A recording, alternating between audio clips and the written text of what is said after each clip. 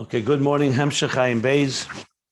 We finished the paragraph on page 1195. I'll sum it up because it was tying it all together. After explaining the last two pages or some, the difference between Eish Shchera and Eish Levana, the dark flame or the dark fire and the white fire, that these are the two levels of Eir HaGvul and Eir HaBli.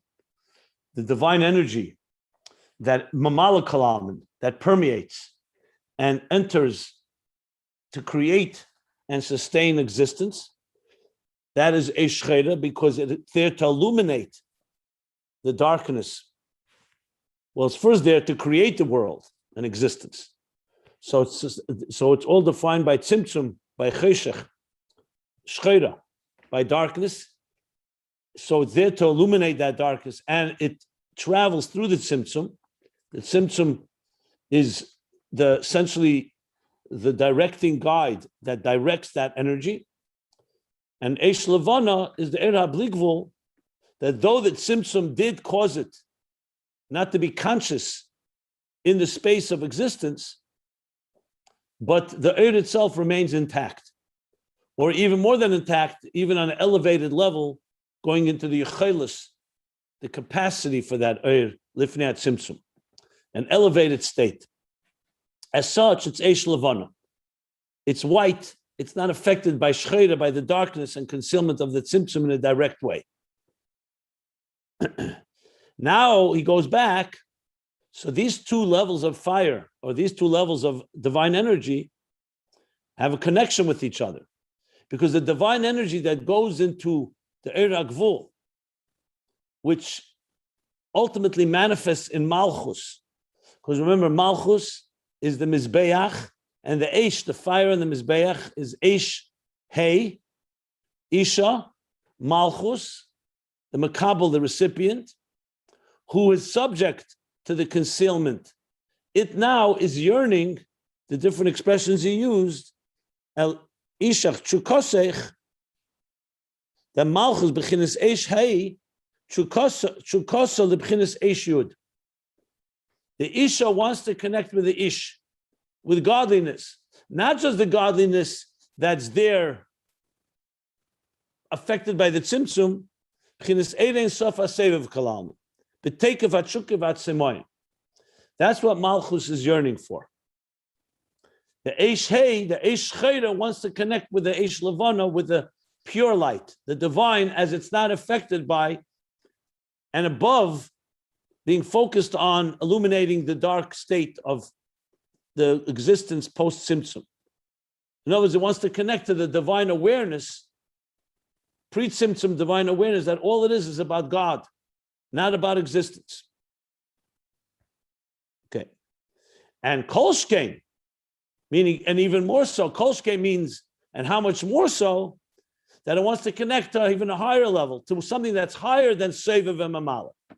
So he clearly states here three levels: Mamala Kalam and Malchus, yearning and thirsting to connect to Sevev Kalam and Eir Levana, the infinite, and even more to something that's beyond the finite and the infinite light and energy, something beyond Sevev and Mamala. Ulazei Sama Nafsha b'chinas Chesef. Okay,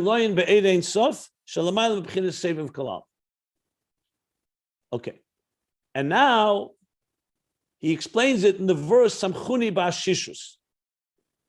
Sustain me. Ba'ashishus, as we said, is with flasks of wine.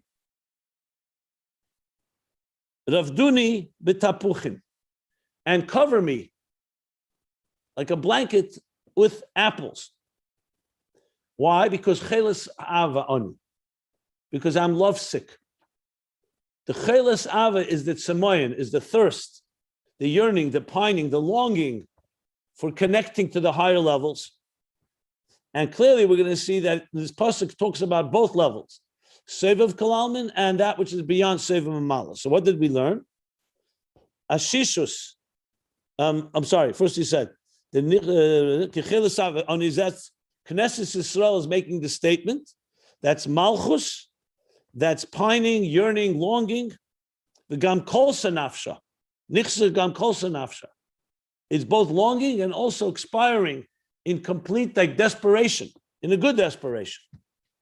That it really is sick to the point that it's longing to connect to what? Lalis el Deda, to elevate to its her beloved, to be encompassed in the infinite divine light that's higher than Mamala and Seviv. So initially he says the pasuk is referring to the yearning to go to the highest levels, even higher than Mamala and Seviv. And then he breaks it down. Ashishus is Ashisha Yayin. The flask. What? Ashishois. Ba'ashishois. I know, Ba'ashishois. Oh, and then he says that's Ashisha Yayin. Those flasks of wine, or what he called, I think which translated the lager, I forgot what it's called already. The langans, I'm not sure. Flagons. Huh? Flagon. What are they? What are flagons anyway? They're large bottles? It's like what you said. Well, casks. This is a container. So it's what you said. Okay, fine.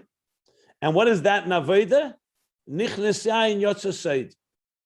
That yayin, what the Chelas Ava, the Knesset Yisrael Malchus is saying, reveal for me the secret, which is referring to the concealed state of Seviv Kalam. It's concealed from Malchus. Remember, the Eir itself, the Eir HaBlikvul, was not affected by the Tzimtzum itself, but it's affected by the recipient, doesn't have it. So the longing for it is, please reveal that. And that's what wine represents. The revelation of that which was concealed, the Tzimtzum of the Eir HaBlikvul, from the recipient. Malchus is saying that Samchuni ba'ashishois. Exactly. Malchus is saying, sustain me, feed me, nourish me.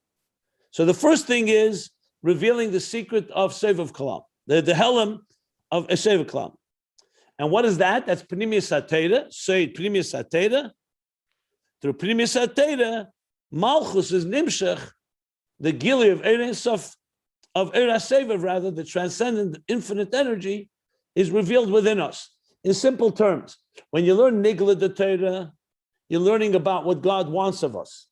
Like he explains in the Geras HaKedesh, in Tanya, section 4, 26, epistle 26 in the Geras HaKedesh, he brings the Rai Mehemna there, that Pnimius HaTeira is compared to Ilona de Eitz HaChaim, the tree of life, and Nigla de Teira, the laws of Teira, the revealed part of Teira is compared to Eitz Hadas, the tree of knowledge. And he asked the question, how could you compare it to the tree of knowledge? It's Teira. Teira is what you compare it to good and evil. She explains, because Nigla is involved with good and evil, with arguments between Reuven and Shimon, litigation issues, monetary issues. So the Teira is involved in Nigla the Teira, it's involved with the matters of this world. So that's why we call it such. So Nigla, you're not going to get the deeper level of Seviv Kalam. You're going to get Teira as it applies to this world. It's telling us how to live our lives. What is Shabbos? What is Pesach? What do you do when there's an argument? I mean, all the halachas of Teira. Pnimius HaTeira teaches us about godliness. Like he says there and in other places in Tanya, that it's the Yediyas Elikus, the Yedaitai, Yediyas Elikus. And as Elikus includes also revealing deeper dimensions of the divine, not just God's will of how he wants this world to be governed, but also the inner. Just explaining what Pnimius, to explain the idea of Pnimius HaTeira, its relevance here. And that's why also about the divine that's beyond existence. Just as a just as a geschmack, a nice point, when the Rebbe in Tavshin Lamed Hey in 1974 it was Yutas Kislev, so the year wasn't changed yet. It was Yutas Kislev 19 Tavshin Lamed Hey, the classic, one of the most powerful talks the Rebbe delivered then was on the Rambam. Made a seam in the Rambam at the beginning of the Rambam. But briefly, he said something very powerful relating to this. He said that in the beginning of the Rambam, he begins the two first halachas. One is Yeseda Yesedas V'Amuda Chochmes, foundation of all foundations and the pillar of all wisdom is Leda Sheyesha Matzidishin, to know that there is a first cause, a God, the source from whom everything was created. Then he continues in the second halacha, V'im yala ala das, and should it arise in your thought, in your das, that that he doesn't exist, or that he's not that cause, no other thing could then exist. In other words, if you take away God, you take away existence. So the Rebbe asked a very powerful question. First of all, since when in halacha and Torah, especially halacha, do we even have such a consideration? What do you mean if there's no God? Torah goes with the axiom, Bereshis bara Elokim, God created heaven and earth. If you have an issue with that, you have to go study other things. Why is halacha even giving credence to such a consideration? And then what's the language? The Rambam's language is precise. What means yala ala das? Yala is an aliyah in das. It's not an aliyah. If you need to qualify, fine. But why use the word yala ala das? So yes, in Hebrew, yala ala das means should it arise in your thought. But still, the Rebbe's diuk, why use a word like aliyah when you're talking about something that's like if there is no God? And the Rebbe's answer is, brilliant and simple. He's not saying, the Rambam is not, and the Rambam is not coming here to discuss whether there's a God or no God. He's saying, if you want to say that Shehu Ein Motzei, that God is beyond being a creator, not that there is no creator, that creator is too much of a limited definition of God. Ein Motzei means he's not a Motzei as a first cause, as a source of creation.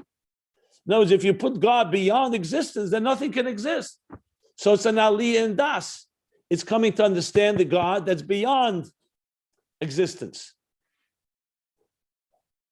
So in other words, we need a God that relates to existence, and then the alal adas, there's a God beyond, but that God, there's no existence. So comes the question then, why isn't the gay in halacha? Why isn't the gay? Why do we need to know in halacha that dimension of godliness as beyond existence? And the Rebbe's answer is because halacha, the whole Sefer Rambam is halacha. Halacha means we have a world, a mundane world, where there's a tzimtzum and a concealment. And the goal is to not just reveal what God wants in this world, but also to transform this world, to take a piece of parchment from the hide of an animal and turn it into a holy object. Tefillin, mezuzah, to Sefer Torah, to take a coin and give tzedakah, to take flour and water and turn it into a matzah, Pesach, make a bracha on it. So you need two things to be able to transform the world. You need to be within the world, but you need a power that's outside of the system that allows you to transform it. Because if not, the mundane world can argue, why are you coming in my domain? God created me as a secular object. Why are you turning me into a holy object? So therefore, you need two things. One is the divine that enters within existence, motzei, that's a mimenu nimtzu kol nimtzai. And then you need eina motzei, that the truth is, there's a power coming from the level of the divine that's beyond existence that gives us the power to enter into existence and transform it. To put it in the words that we're discussing here, you need the oyer after the tzimtzum, because without that, there's no structure. And then you need something that's beyond the tzimtzum to be able to transform the tzimtzum. Because remember, the goal is to transform the tzimtzum and bring an oyer that's beyond existence. So though like Bereshis bara Elokim, in the beginning he created Elokim or tzimtzum, like we said before. Yeah, correct. Now it's interesting when the Rebbe edited that sicha, it's printed and so on. He insisted that in the pnim, in the inside, the text of the sicha itself shouldn't have any references to Chassidus. It should all be in the language of the Rambam, in the language of halacha. In the footnotes, however, you see the levels, Mamala Kalalman, Sevav Kalalman, and the higher levels. I'm just bringing it in because it just adds a little geschmack here, so to speak, in understanding what we're discussing here. So the yearning and the longing for the divine Pnimis HaTeira, which brings in the level of Seviv. Then comes the second half of the verse. Ravduni b'tapuchim. That This is a Hadron of the Rambam, what he said just now. He says Kisef Tavshin Lamed Hey. yeah, it's printed. It's a whole kuntris. Yeah. It's in Likuti Siches. Well, now they just published volume 40. It's in there. Oh, But until there was printed in Apardis. I remember when the Rebbe said it. It began as a Siyum HaMasechta Tamid, and then the Rebbe expanded it, and it became a very powerful and comprehensive discussion on Rambam, the beginning of the Rambam, the end of the Rambam. Yeah. wow. There is also the Siche from this week, Parshas Shmini Chelek Yud Zayin, which the Rebbe is talking this topic. About the Helam, that the Helam itself causes the yearning. Yeah. That's from Chafei, Achar Shapesach. Tavshin Chafei. From the Maimer, from the Maimer and the Sichas then, yeah. Okay. What's Ravduni b'tapuchim? Cover me like a blanket, what do we say, a spread with an apple. So he says tapuchim is v'reach hapecha, it's the inyan of reach. It's not just the apples, it's the scent of the apples.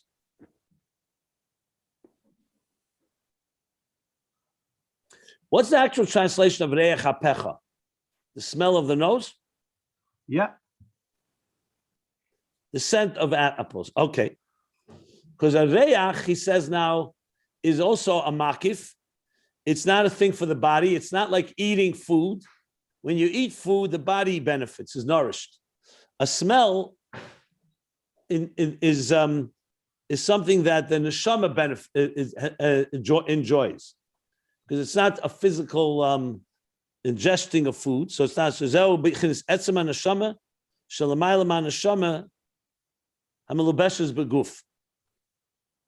this is also makif. But then he says to go deeper. Yeshlemer, that this is keinya lebala chetem ani mischanen. It was Rabbi Amnuna Saba, right? I think you mentioned yesterday. That said. Yeah. The bala chetem. In other words, we're not just talking about this eira seviv. We're talking about that's higher than seviv, which is higher than seviv mamala. So in tapuchim, you have a hint to both levels. The level of reach, which is seviv makif, and the level of the source of the smell, the bala chetem. The one who is like in other words, not just the power of smell, the scent and the aroma, but also the one, the bala chetem, the owner of it, which is like the Eibishter himself. And he says, and then he explains that these are the three levels here are, well, Mamala went out. The two levels here. Reach is the level of Yemine Tichapkeni Maisa Mitzvahs. Remember, Ner Mitzvah V'Teira Er. That's the Aveda that is Mamshich Makif. Rotzna Elyon is a Makif. But if you want to get to the higher than Seviv, there you need Reich HaTfilah V'Reich HaTshuva. There you need to transform the negative. What we said before, Derech Chaim Techachas Musar.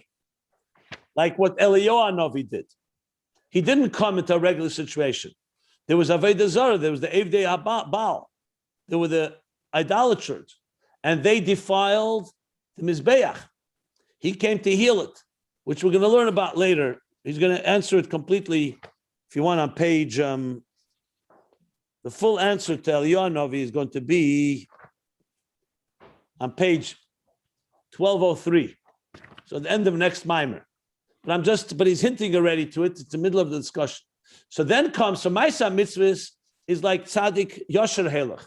You're talking about the regular, it's not regular, but it's the Aveda of revealing the divine in existence. If you recall, we learned about it in the first interpretation in V'yadaita Yom V'Shavis L'Vech B'Shamayim Emal V'Aretz B'Tachas Maisa Mitzvahs in this world, which reveal the divine, and actually that's the Kavanah, physical, actionable mitzvahs in this world.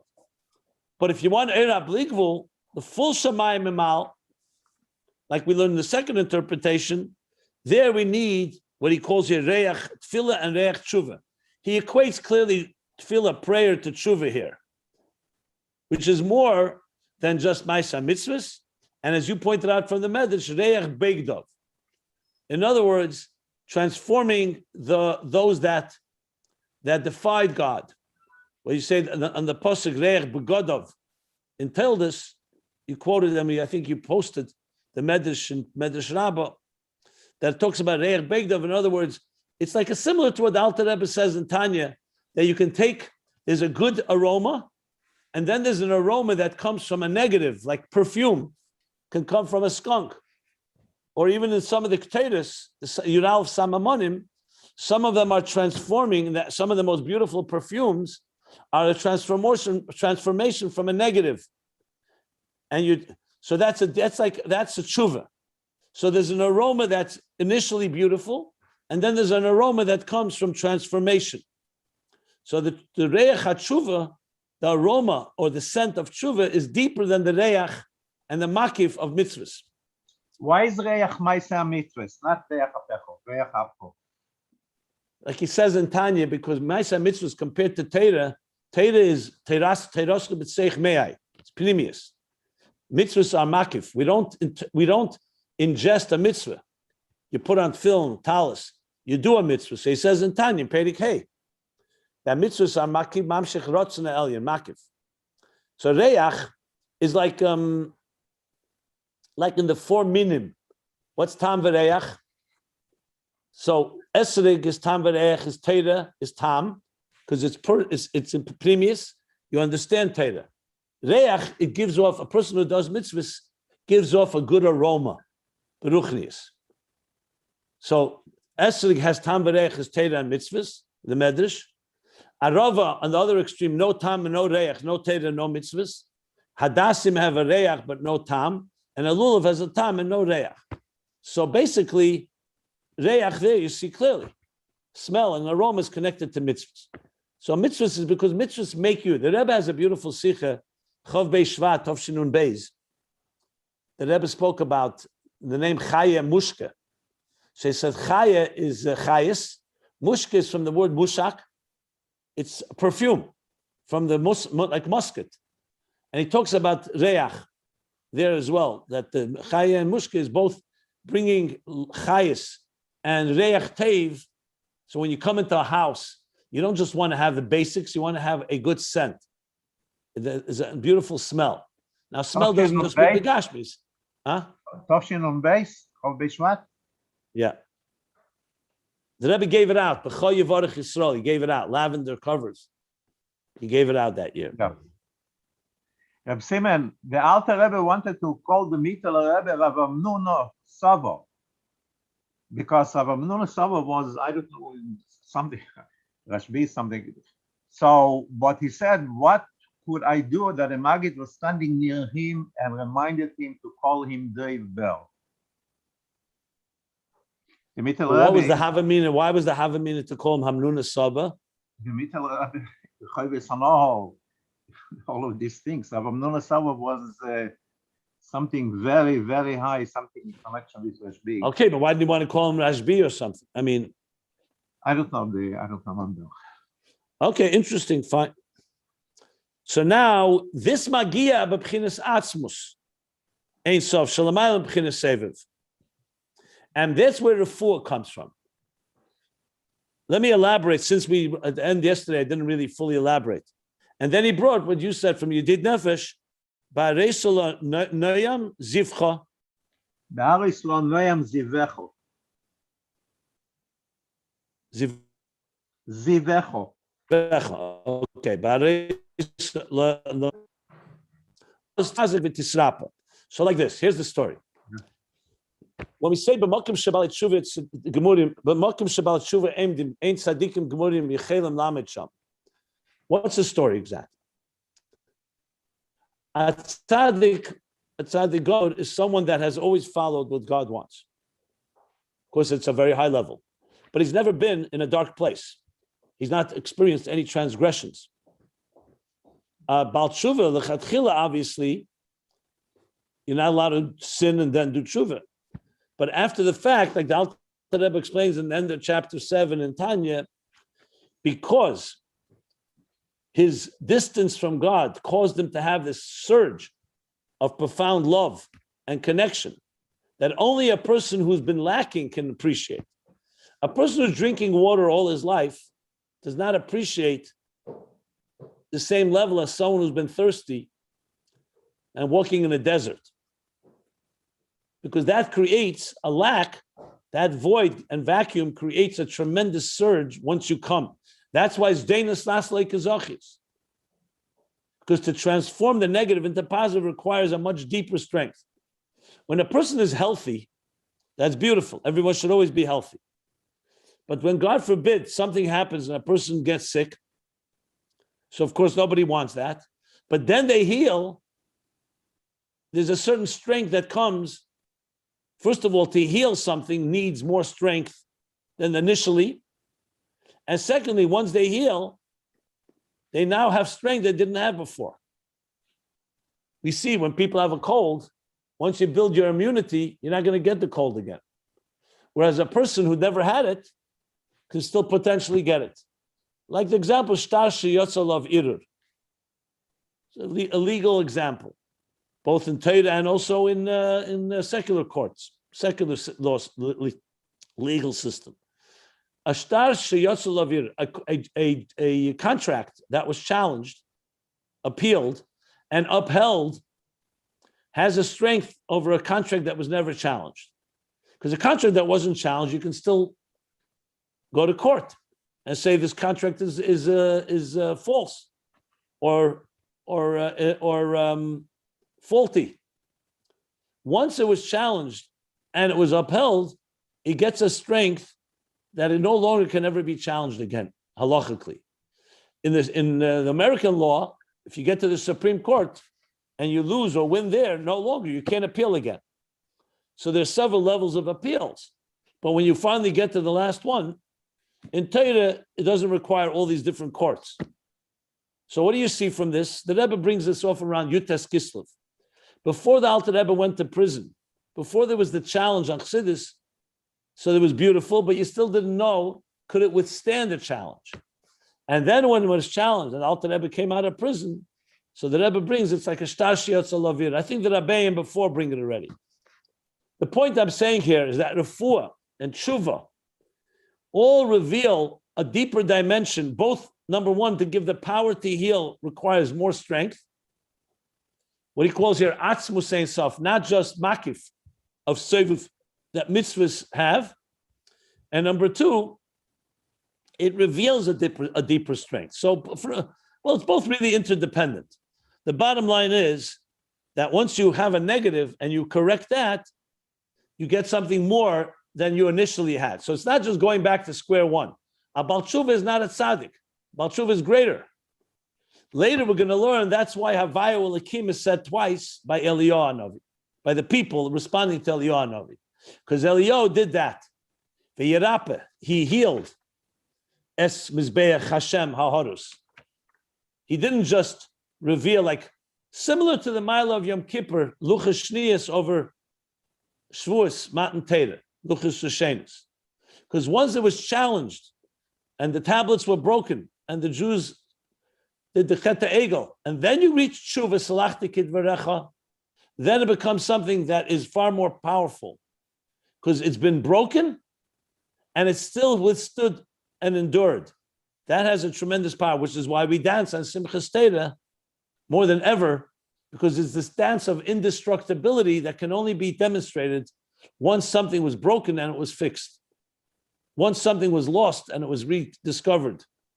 So this is all basically explaining here this deeper level of reich, of Ravduni B'tapuchim. That's deeper than just the level of Ashishus. Ashishus.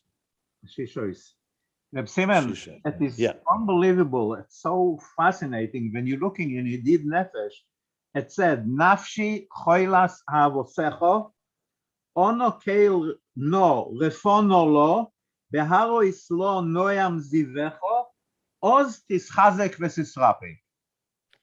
There you go. I didn't realize it says choilas ava there. That's it. Correct.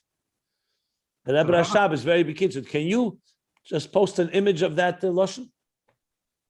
Yeah, it's in Yedid Nefesh. In every Siddur after Pasach Eliyahu, there are four phrases. Yud Kei Vav Kei. It's on the second one. Hodu no zivu oilom. Nafshi choila savo secho. You have it? Yeah. I just don't have it in front of me. It's fine. I'll look at it later.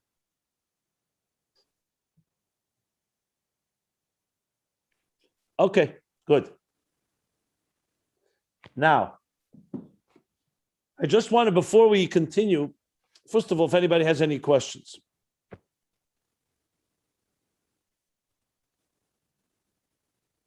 Okay, good. That means either I explained it well or it's beyond everybody and nobody has any questions. Okay, You did explain it very well. thank you. So I do want to give some cross-referencing here. You know, when the Rebbe Rashab starts bringing different levels into it, it can sometimes throw you off. You know, till now we've been learning very smoothly about Ayin of Yeshamiti, Ayin of Yeshanivra, Das Tachten, Das Elyon, etc. But then, once he got into explaining, okay, and then we spoke Eira Gvul, Eira Bli Gvul, okay, fine. But then suddenly he goes into Malchus. So when you learn it for the first time, and you don't have the whole context of Ayin Beis, you start saying, why is he bringing Malchus suddenly here? Who's talking about Malchus? I mean, and we know that Rebbe Rashab isn't just forcing the issue, God forbid. So it's true, he's coming to explain Mizbeach, the story of Eliyahu Novi, and twice Havayu Elikim. But still, it seems very tangential almost. Because you've been learning about Havayu Elikim, fine. So you want to explain the two Havayu Elikims, good. Do we need a whole discussion about Malchus and Semeya and Sama and Malchus yearning? How does that come into play? So of course, as I explained it, Malchus is the level of Mamalukal Almin, like the that relates to existence and it's yearning to connect to Sevav and beyond. But still, he didn't talk about Malchus till now. But the truth is, as I was explaining it, I want to share some behind the scenes here. It's informed by things we did learn earlier in Ayin Beis, but it's hundreds of pages earlier. Because Ayin Beis, as obvious, is a very intricate and complex puzzle with hundreds and thousands of moving pieces. And even when we learn a subject and it's very clear, remember it's following hundreds of pages before, all the way back to the beginning of Ayin Beis. We're already on 1195, so we're talking about close to 1,200 pages here. And they're that redundant. So I wanted to just, if you're interested, I did this, I always do this. I went back to look how the flow of Malchus comes into play, because there are certain recurring threads and themes that run through Ayin Beis that Rebbe Rashab keeps coming back to. And I just want to, as I do from time to time, I wanted to share some of that, because I think it could help understand context. And of course, if you go back now to learn Ayin Beis from the beginning, everything will become clear. As I see all the time, I go back, I read. Sometimes it sounds to me like a new mimer, even though we learned it in depth. Because then when you see how it developed, you go back, you realize things that, I'll just give you a small example for this. I just saw it this morning. I wanted to share that. Look on page, if you have the volume, and if not, I'll just quote from it. I was looking to see where Malchus is discussed. So on page, one of the places is here. Let me just find it.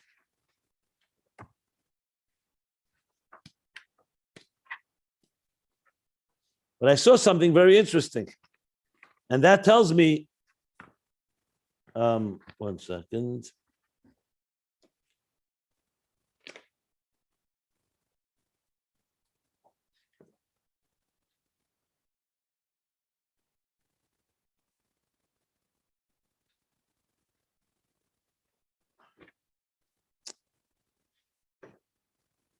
Here we go. Go to page 664. Tafrei Samach Dalet. It's chapter 324. if you want to look inside. I'll tell you what he says there. He says like this. He's talking about Malchus, how Malchus of Atzilus goes into Biyah. If you may remember, in Atzilus it's called Knesset Yisrael. In Biyah it's called Shoshana, the rose. Bein HaCheichim, Shoshana, the rose among thorns. So if you look there, middle of the page, the line that begins, Chulu, Makol Mokim, Hadezeh B'chinas Kiruv, look what he says there.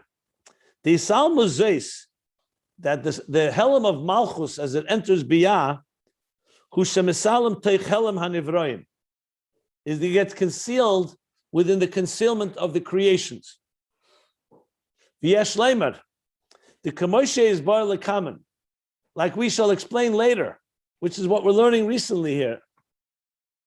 Beis Yearning of Malchus, the two effects of the Tzimtzum Addition. Mashapeil be'er primi or ba'er makif. The Tzimtzum's effect on the imminent energy, the er primi mamala, the er hagvul, and er makif, the transcendent er makif that we're learning. Kamay kain, who Beis Yearning of Malchus l'gaba biyah. Similarly, these two things are Malchus compared to Biyah. However, we'll move on. Sheisal is the B'chinas Malchus, who B'chinas Helam Yeser Ma'elam the Er Pnimi. It's understood that the concealment of Malchus in Biyah is deeper or a greater concealment than the concealment of Er Pnimi itself. The Tzimtzum's effect on the imminent Er Agvul, the Kav, and so on. When I saw this, right away, I said to myself, the Rebbe Rashab on page 664, we're talking about now 1195. Talking about, what is it, 500, 1195 and 664 is what? Is, how many pages? 664? 1195. 531 pages. There you go. 531 pages back, the Rebbe Rashab is already, because he has the picture in his mind. He's already referring to subject. When we learned it, I don't think we learned it, and we probably didn't even know where it was going. But now you look back, you suddenly understand this parentheses. And you see how, what I said earlier, how it's all linked together. That's why I just wanted to give you a few references to Malchus. So Malchus, basically, just to put it in simple terms, like he says in his parentheses, is really a microcosm on a lower level of Er Mamala, of the Kav. But remember, Malchus is the bridge between Atzilus and Biyah. The Kav is the bridge between Eir Lifnei Tzimtzum and after the Tzimtzum. It's the highest levels. Malchus is on a lower level. So Malchus always signifies the bridge of the divine that manifests in existence and is bridging the divine that's higher with the divine that's lower. That's Malchus's role. Melech. Now, Malchus also begins Malchus. Bridge is an interface. A bridge is an use it instead of the word interface. Everything is an interface. Everything is, yes. Everything is an interface. So Malchus, remember there's Malchus of Ein Sof, the Malchus Ano Emlech that we learned about, that he called on page 1192, also a concealment.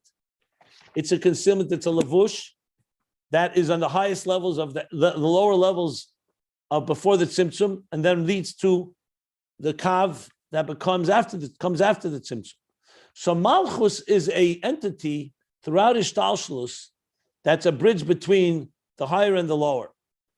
And in Avodah terms, Malchus is Knesset Yisrael. It's Neshama.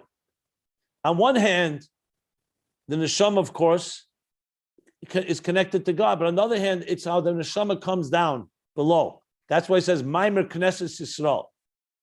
It's how the Neshamas connect with and yearn for and long to connect with the divine. Knesset Yisrael, Malchus. It's like Kutchebricha v'Shchinte.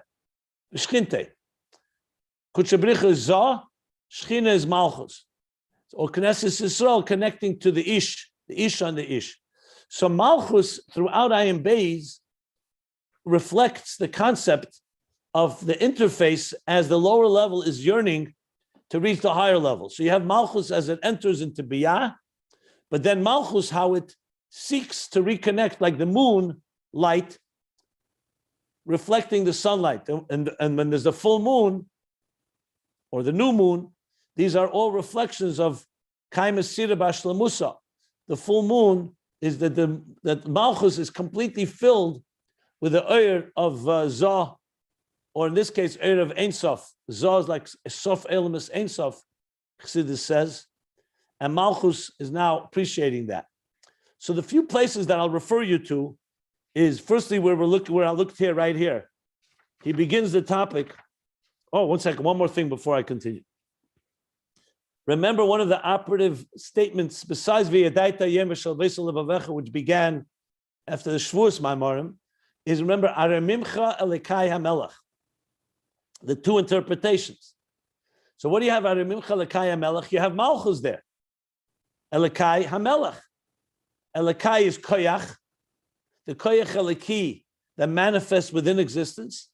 Melech, Elekai HaMelech, is Malchus that manifests within existence, as he explains in these Maimarim. And you wanted to connect to what? To Aramimcha Elekai HaMelech. Both interpretations, tefillah, prayer, that you're elevating Malchus all the way to Keser, which is basically Ein Sof, Reimamus, which could be the Reimamus of Seviv, or the Reimamus that's higher than Seviv and Mamala, like we learned, or Mamayla Lamata, Aramimcha Mamshich, the Reimamus of Keser, both higher than Seviv and Mamala, and of Keser, remember, has both levels, Atik and Arich. Arich is more like Seviv. Atik refers to Tachtena Shebe Ein Sof, that's like more like Etzem, higher than Seviv and Mamala, and you're drawing it down into Malchus, which we know is a recurrent theme in Ayin Beis. So then when you know all that, then you look at this, you see that Malchus is not just some tangent. It's completely part of the whole theme. So here are the few places, let me just give you the cross-referencing. He begins with Malchus. I'll go back to volume 1 in a minute, but since I'm already looking at volume 2, so it begins in the chapter I just pointed out, 324, Shin Chavdal, page 664, and it goes on quite a few pages, actually.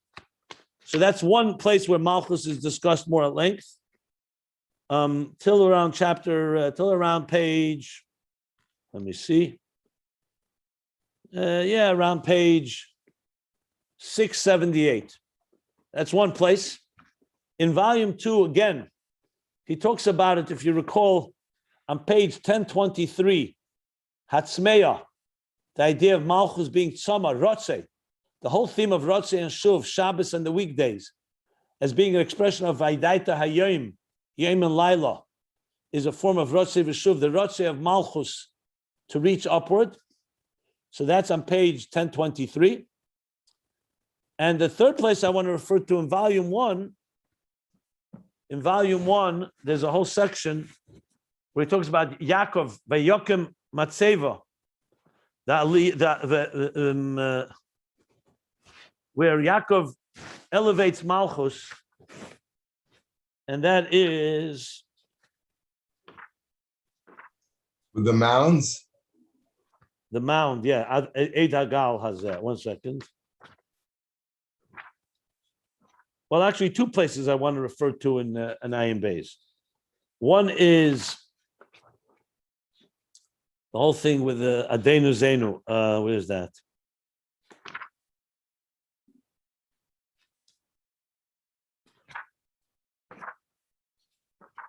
Hold on. Okay, here. First place I refer you to is page 136, chapter 73 and on, whole discussion on Malchus, and relating Malchus to Lifnei Tzimtzum, the microcosm, macrocosm. And the second place, what I just said about the Yaakov, is where? Okay.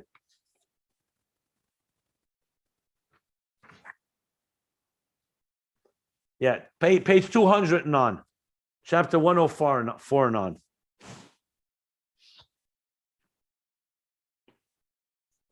Actually, no. That's where the mimer begins. 1 second.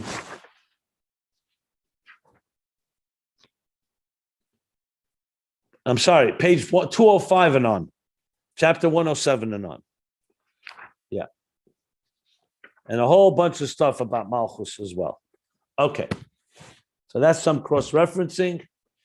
And when you keep in mind microcosm, macrocosm, it'll help a lot, because a lot of the ideas in Ayin Beis go, sometimes he speaks the macrocosm, like macrocosm is when he speaks about Atzilus, the Klolos, Lifnei Tzimtzum, after the Tzimtzum. Microcosm is when he speaks about Malchus, Atzilus, and Biyah. So these both parallel each other. Obviously, one is on a lower level, and the other is on a broader level, but they have the similar properties because it's like a hologram, where all the levels on the highest also reflect in the lower levels in this whole interface experience. So briefly, what we've learned, and we'll stop here. What we learned is the idea that that Malchus longs and yearns to connect Eish Hey, Isha, to Ish Eish Yud, and that is reaches a deeper level to go all the way to Seviv and all the way to higher than Seviv and Mamala. What we need to still learn, which we'll do on Sunday, is the end of this mimer, and then comes the final mimer in Ayin Beis Volume 2, or the final mimer that the Rebbe Rashab would say in Lubavitch, in Shabbos Pasha Vayera Tofre Shayim Vav. The next day he would travel. So we're coming to a conclusion of a very epic era, and I've been thinking about why is he talking about